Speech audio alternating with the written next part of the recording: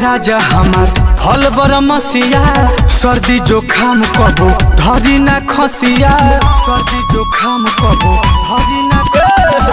खालो ये राजा हमार फल बर मसिया सर्दी जोखाम कबो होई ना खसिया कि तहरा मुँह में धराइला तो छटकता खाला मरत रहे दुनिया यही पो मिलता तहरा तो कहता मिलता तहरा तो कहता खाला मरत रहे दुनिया यही पो मिलता काहे तो कहता मिलता काहे तो कहता।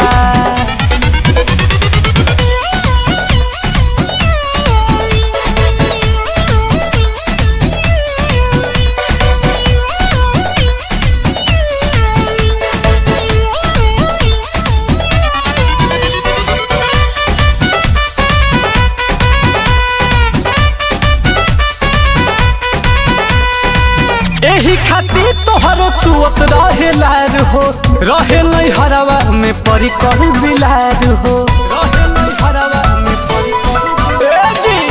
एही खातिर तोहरो चुअत रहे लार हो रहे नहीं हरवा में परी कहू बिलार हो ताहर ये ने मन काहे भटकता खाला नहीं खलोटिया तू देही पम मिला नहीं सता कहता मिलता काहे तो कहता।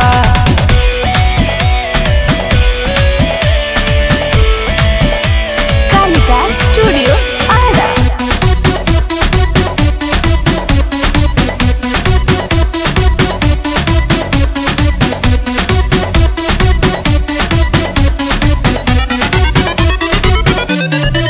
हाथी बच्चा बोल होई नई हर के इज्जत बचैनी पाठक रोहित अपना घर के हाथी बच्चा बोल होई नई हर के इज्जत बचैनी पाठक रोहित हो घर के नील कमल रहन ताहर खटकता ना मंगो मरत रहे दुनिया यही पो मिलता तहरा तो कहता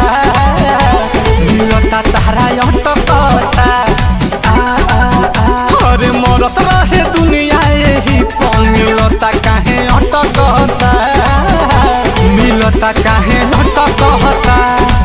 खालो ये राजा मोरा फल बर मसिया सर्दी जोखाम फेरू धरी ना खसिया